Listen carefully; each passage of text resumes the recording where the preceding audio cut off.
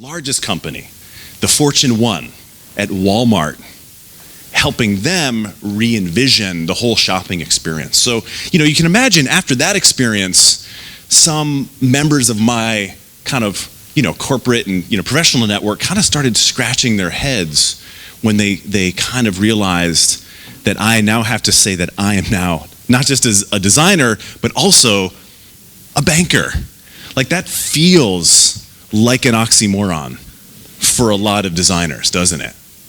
And, so for me, I think, this whole journey of coming to Lloyds Banking Group and being their first chief design officer and trying to champion design at this 324-year-old Victorian-era British institution, to me, there is no greater challenge and opportunity. And I want to tell you a little bit more about that.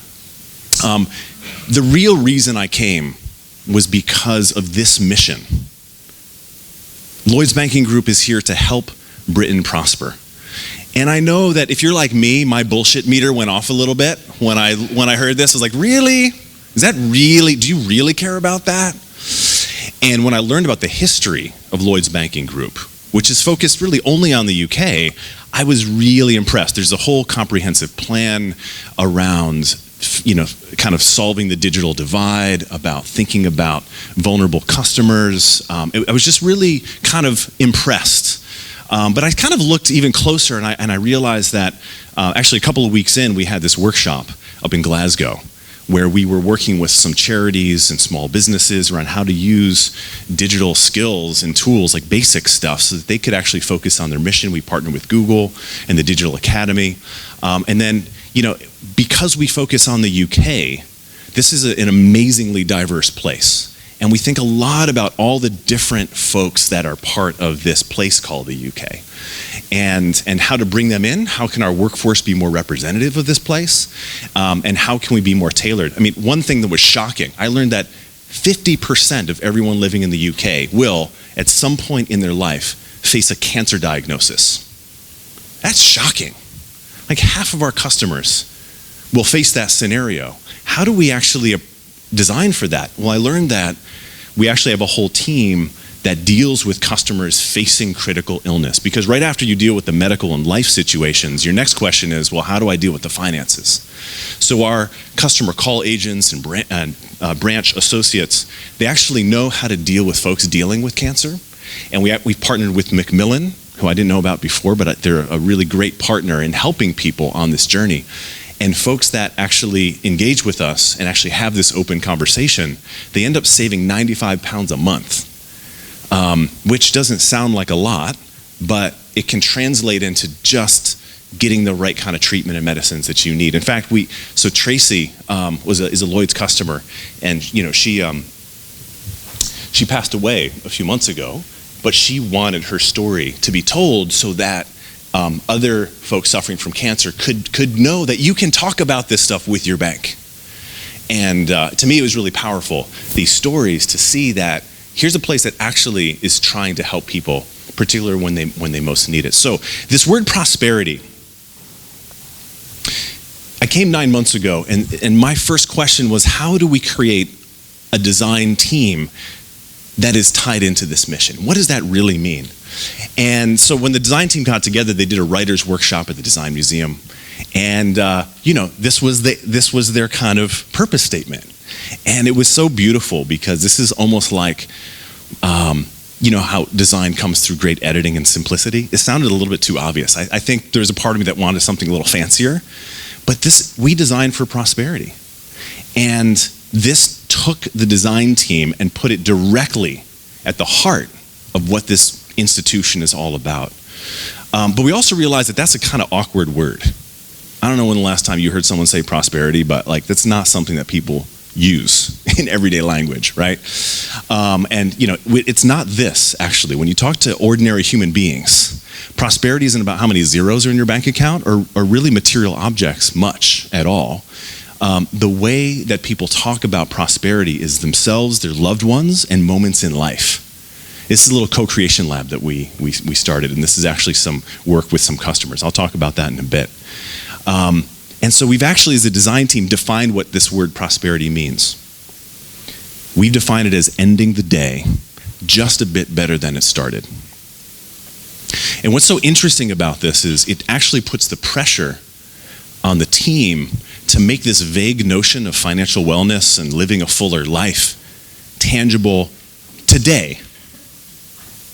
And that's making it really urgent. In the last panel, they were talking about measures. What are some human measures, right? There's OKRs, there's NPS, and we're actually starting a prosperity index. But can we actually measure how people both feel about their finances and if their finances are becoming better?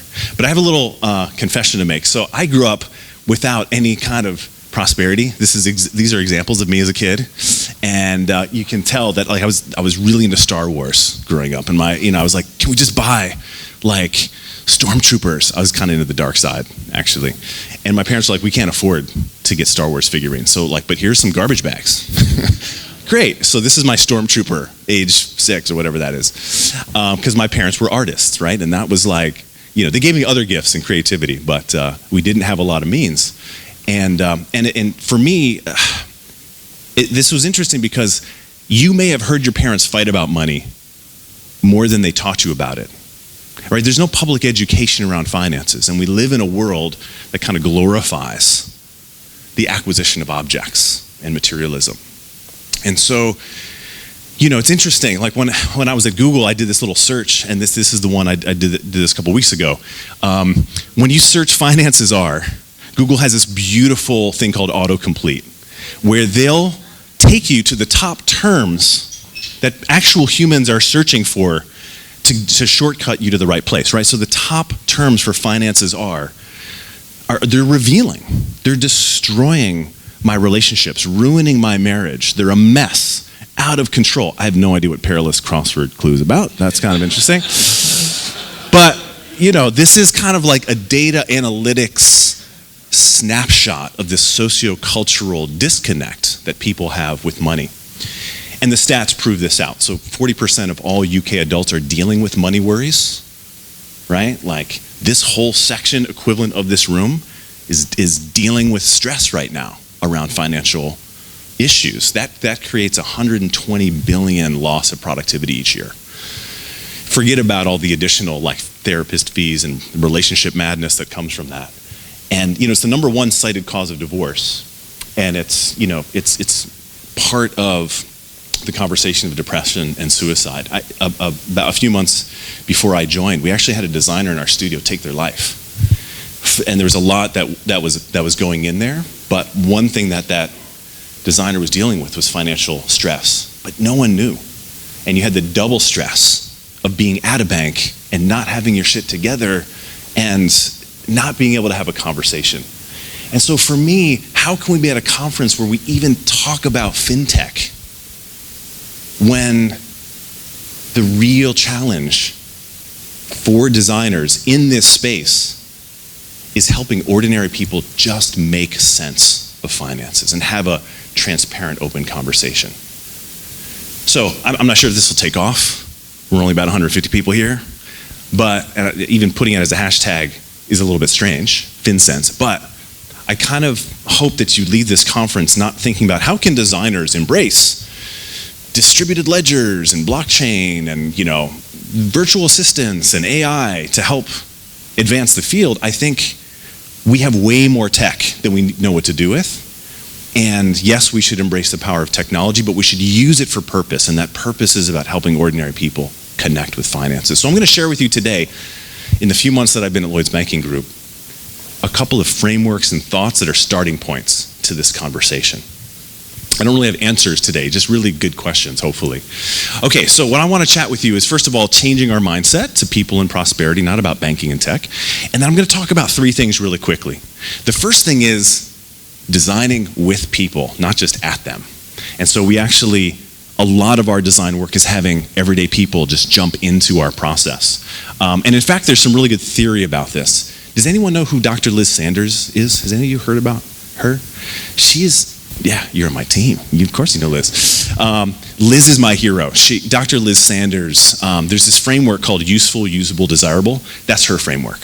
And actually she is, when Jane Fulton Surrey was at IDEO helping to form empathetic design notions like in the 70s and 80s, she was doing the same thing at Fitch.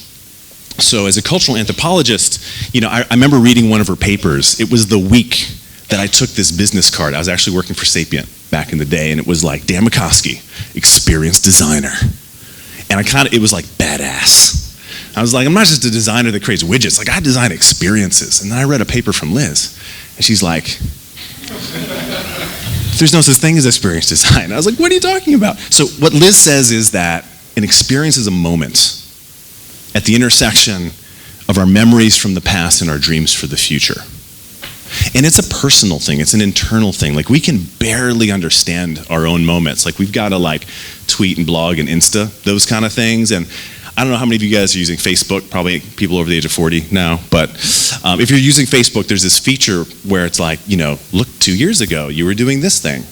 And I have very different thoughts about those moments as time passes. So to me, this moment is so sacred. How dare we be so egotistical as designers to assume that I can design that for you? So what Liz said is, you make it all right by saying that you design for experience. And that 1 3-letter word, for, changed my life when I was a 20-something-year-old designer. It made me more humble and made me realize that the success of what I do is based on people's lives, not on how cool my titles are.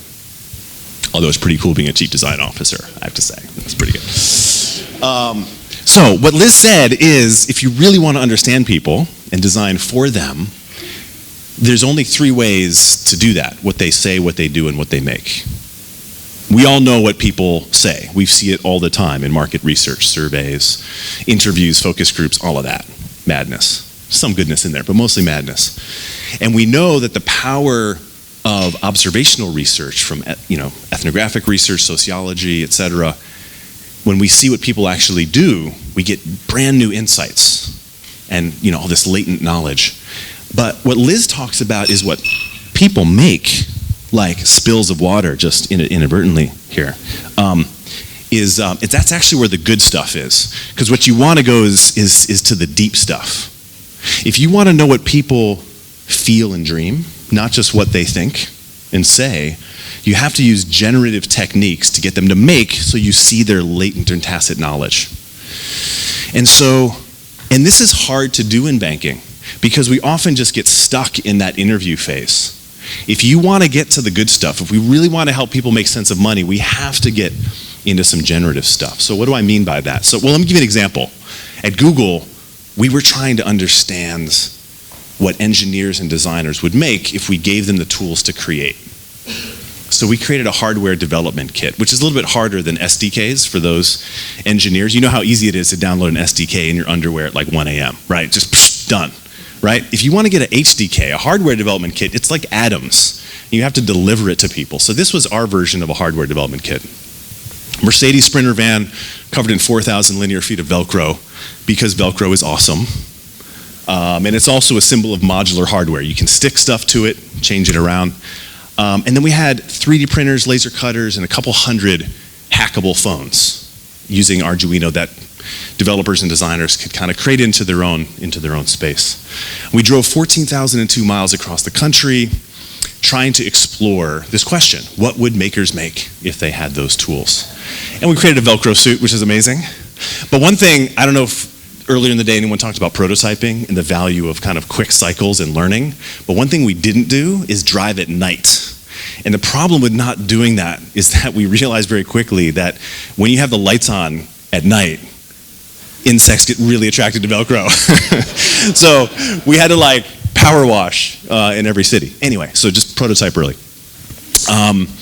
But we would gather, and for 48 hours we would do this make-a-thon, right? It's like a physical version of a hackathon. And teams would brainstorm, they'd kind of form up into teams, and within like a day or two, they would try to make stuff. And we were just kind of shocked at the level of kind of creativity and collaboration. So this one team, one example was the Yuan Dong here from, he was at Harvard, and they came over to MIT, and we did this little hackathon, and because he had gotten hit in the back from some bikers because he was slowing down.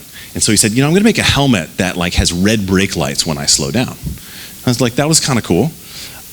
They launched a Kickstarter campaign, raised over $800,000, which was great. And then I was in the Apple store a couple months ago, and they have their second generation Lumos helmet now out in the world.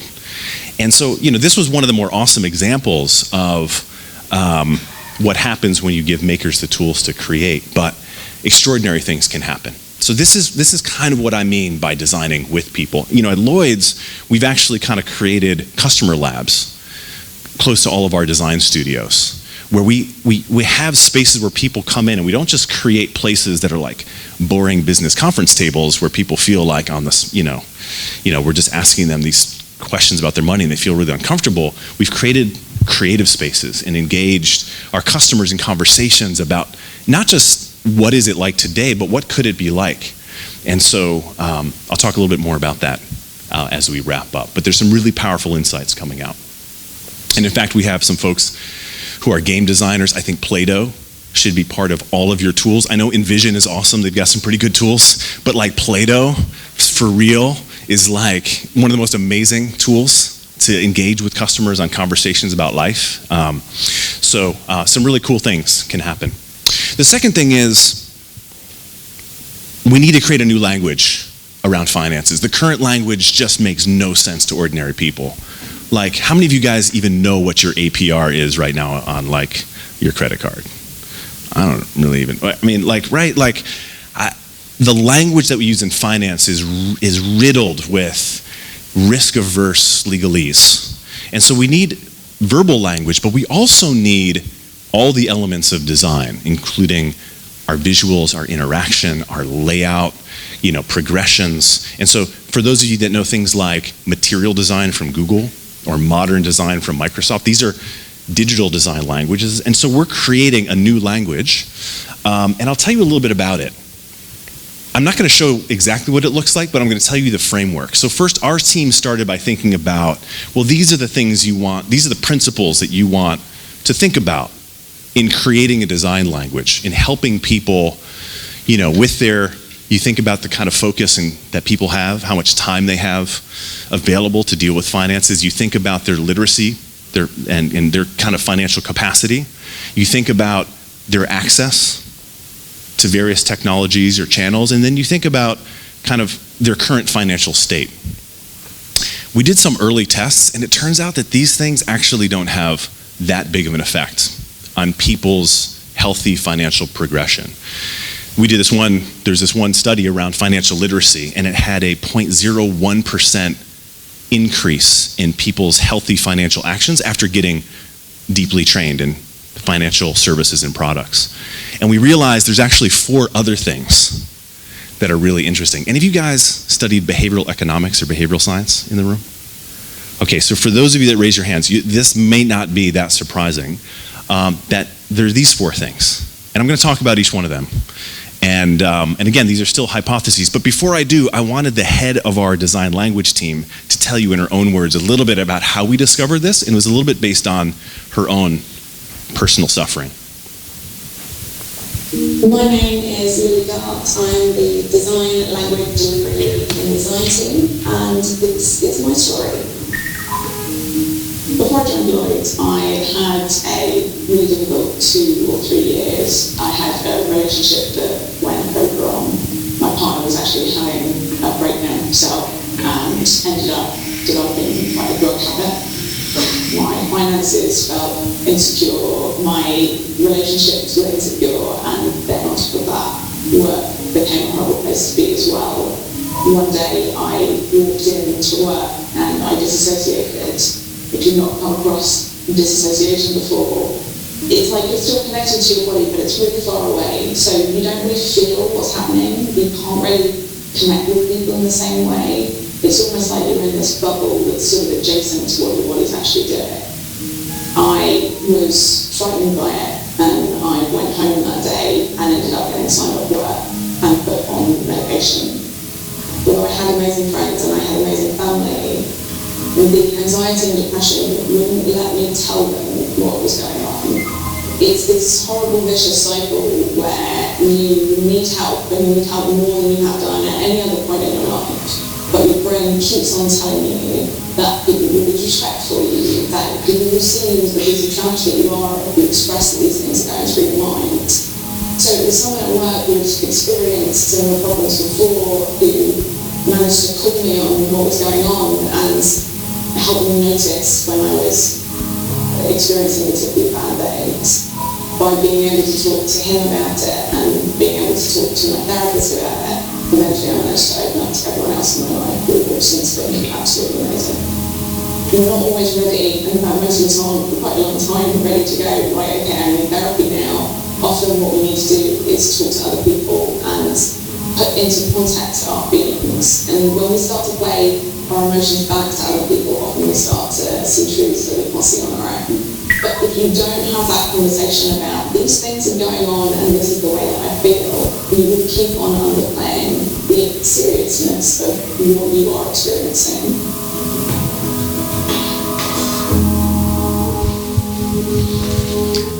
So, yeah, it definitely deserves a clap. I mean, being part of a team that can have these conversations and then think about, well, how does this apply to our work? You know, if I'm dealing with feelings and emotions and depression and anxiety, like, how do we design for that? And is that a part of this? So those 4 areas actually started to emerge out of that conversation. And so it turns out that these are the 4 things that we believe that are going to have the biggest effect on helping people have really solid, stable financial kind of behaviors. And we're trying to design an entire system, both in conversations and a digital kind of design language, that will help kind of attune based on these factors. So the first one is around a goal orientation. And the best way to think about this is, you know, if I ask someone, you know, do you want to be physically fit and healthy? You'd all probably say yes. And if I said, well, what's the next thing you're doing this week against that goal? You're like, oh, I don't know, maybe I'll go to the gym, right? Like the more vague you are on this, the least likely you are to do anything about it, right? So part of this notion is, and how we frame prosperity as ending the day a bit better than it started, is breaking down these vague conceptual things into really clear steps that are achievable, and then helping you kind of give you the encouragement to get there. The second one is the best typified by the Marshmallow Challenge video that you guys may have seen a couple years. You guys remember that, where like researchers put some kids into a room and they put a plate in front of them with a marshmallow on it? It's so dastardly, right? And they were like, you could eat this now, or if you just wait 3 minutes, I'll come back and I'll have 2 marshmallows for you. And then they tracked which kids were just like, you know, I'm not gonna wait for that second marshmallow. That's what you would call impulsive behavior. Or the kids that were like, just waited for 2 minutes, came back, they got 2 marshmallows. I was like, if I wait again, will I get 4, right? That's called conscientious behavior.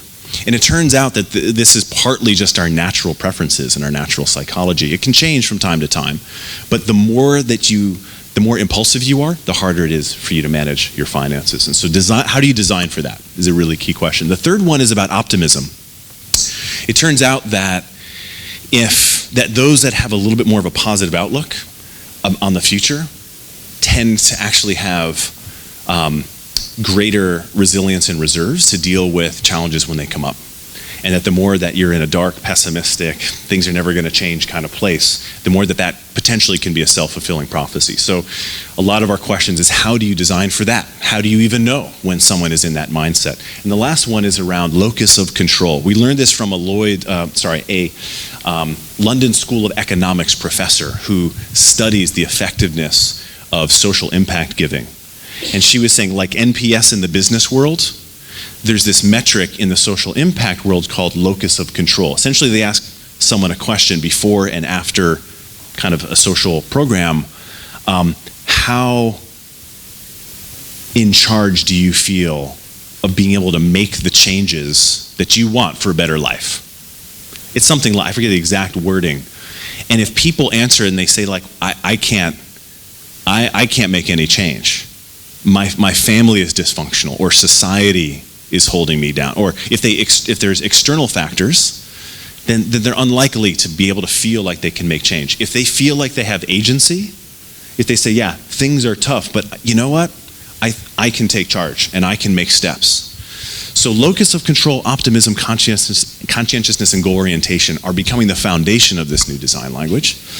And it's so early, I can't even really show you stuff, but I'm gonna show you some stuff anyway. I'm not even sure if I'm supposed to show you stuff, so maybe don't tweet this stuff as fiercely as other parts of this conversation. But we're starting to think about how we can use data analytics to understand different customers and where they fit along some of these variables. And then what are the different needs based on some of those pieces, right? So, if Christopher is, he's kind of high on terms of optimism and agency, maybe we don't need to give him as much guidance, right, as Roxanne. So what that might look like, one example is when we think about overdraft. We don't actually do a lot until you've gotten into overdraft. And then we're like, hey, you got into overdraft. Like, you might want to take care of that because there's fees are going to pile up. Well, shouldn't we know with a high degree of probability when you're going to go into overdraft? Right? So let's take a customer who isn't very conscientious and is more impulsive. And let's say last month, about the second week, they went into overdraft, we sent them a note, and then they got out of it. But we see that pattern maybe repeating. So maybe they're not able to hold conscientiousness right now, but maybe we can send them a real-time notification around that moment when we know that they have some attention and they're kind of about to go into, and just say, hey, just heads up, a couple of bills coming out.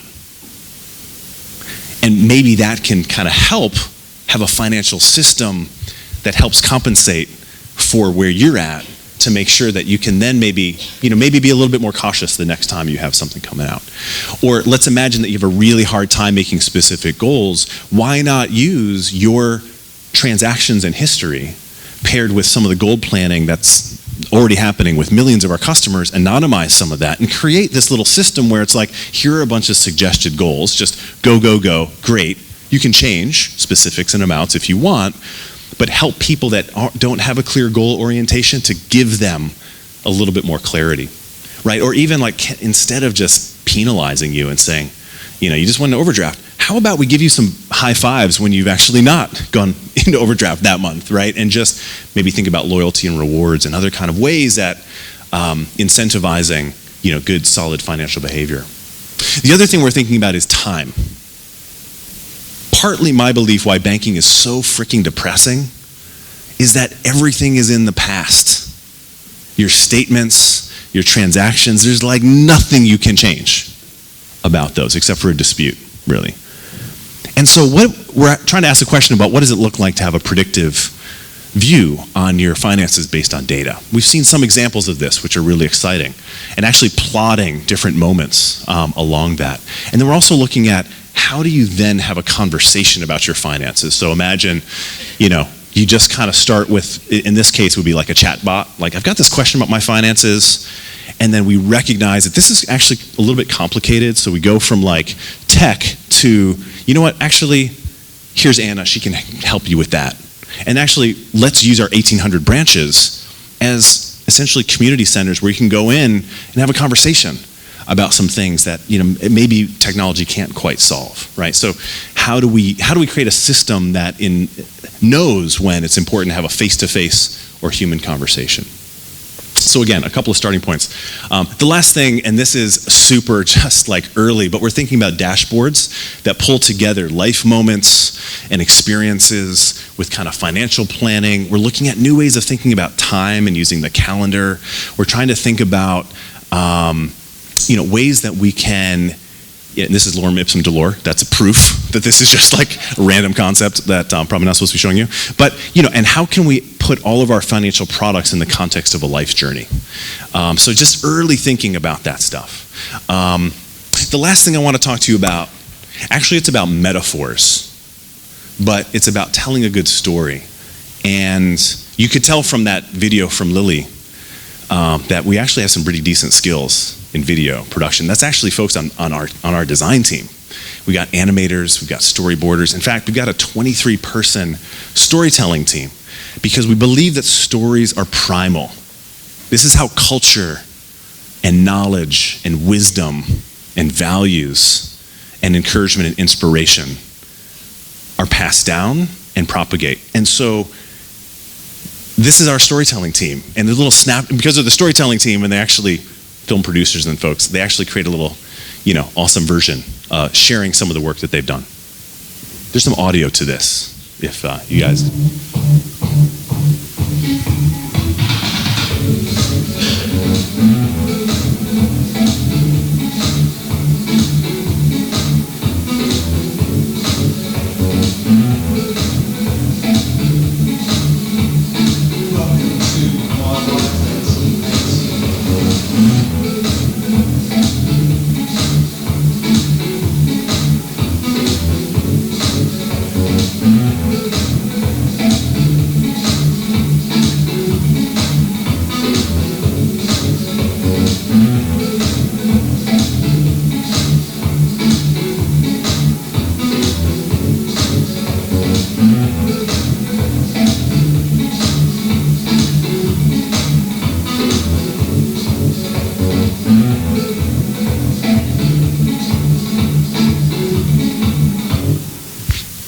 So the way that you make old stodgy bank cool instead of a FinTech, you create a storytelling team.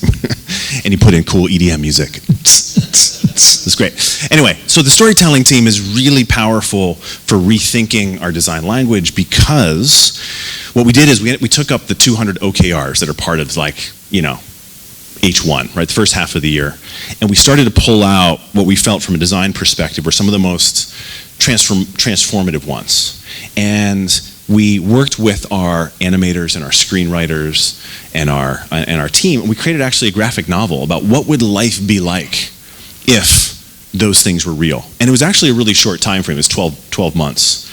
And we told this story of these different characters, right? And these, and it just, beyond personas, it kind of brought this, a feeling of purpose and motivation and energy to those things. And we're this was only just a few months ago, so we're still learning on how well this is used as a tool to inspire, but it's a really good start. And one of the things that we started to learn from the storytelling team was that they actually use metaphors a lot in narrative. And so one of the metaphors in this was an aquarium is a placeholder for a new metaphor about finances that could be taught in schools. That could be a way that a mother and a daughter or different generations can learn about finances and maybe even share and see how finances are growing. So you see this little fish on this side and this big fish on this side. So, and it was interesting because in my first month, I went to this place. This is in Edinburgh. And this is called the Mound. And there's an archives of the founding documents of the Bank of Scotland and Halifax. And it's amazing, these founding things. Does anyone know what these things are called? These big tomes, these books? It's ledgers. It's amazing. These are like the OG ledgers. But actually, ledgers didn't start in banking. Do you guys know where ledgers came from? Came from the church. If you were at a FinTech conference in 1522, you'd have this one banker up there that'd be like, yo, I went to my church, and they were using just really efficient way of recording attendance and charitable donations. And why do we in banking use piles of paper for every single transaction? They've got this structured, time-based, sortable way of dealing with, the payee, the recipient, the amount, what it's for, the date. Let's do that. And somehow that really quickly became the way to manage finances. And we should ask ourselves, 400 years later, as we digitize everything, have we really done anything but just digitize a ledger? I think 400 years is enough, people. We might need a new metaphor. Look at the power of computing. The very first metaphor that or interaction technology we use with computers was this. This is the jacquard weaving looms from the 1800s. These were used to program textiles machinery in France. And then we had this awesome phase, you guys know, you probably still jump into terminal every once in a while, command line interfaces, right? This kind of gave direct and immediate expert access to technology. But there is this guy, Tim Mott at Xerox PARC in the 70s, 80s, 70s, 60s? I don't know. He was doing co-creation, that Liz Sanders stuff. And he was bringing people into the lab and saying, how might we interact with computers in a more human way?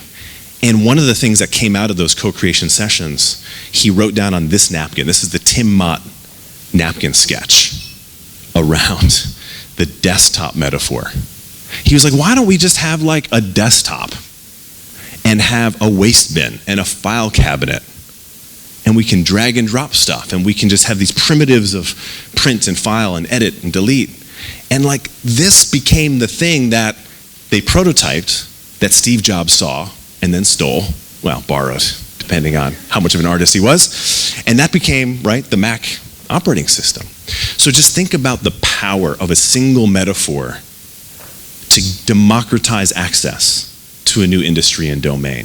And so we're trying to explore that metaphor. Our team was actually a couple weeks ago, actually this is at one of our branches in London, at a Halifax branch. We got a branch manager here. These are members of the design team, different kind of folks, interns, et cetera. And you can actually see on the walls, like see that question, what are my finances like? So we would actually have customers and be like, you got some time to hang out with us a little bit and talk about finances? Like, sure. And we would ask them to finish this sentence, my finances are like. And they just look at some of these examples. An endless to-do list. That's very positive. Actually, an open prison. That's so interesting. I feel completely trapped by my finances, but it's open. If I just knew how to walk out, I would, right? Or let's take this one, a leaky bucket. This one's interesting because there's this well, which is where my income comes through, and I've got this savings barrel. This is where I want to save up for the future or some purchase, and I've got this bucket, which is my wallet. So I've got a little extra, and I'm walking over to my well, and along the way there's Starbucks and there's Pret a Manger and there's View Cinemas, and by the time I get to my barrel, there's nothing left, right? These are really relatable metaphors, and I'm not sure if these are going to be the Tim Mott sketch of our era, but we're trying. And so we're actually thinking about fluid dynamics as one of the underlying metaphors, as well as growth. So this is kind of some real-time work from the team. I don't have any answers, just good questions. And I hope that you also have the courage to pursue this space and kind of go beyond this conversation of just the technology that surrounds transformation in finances and just help ordinary people make sense of finances. Thank you so much for your time.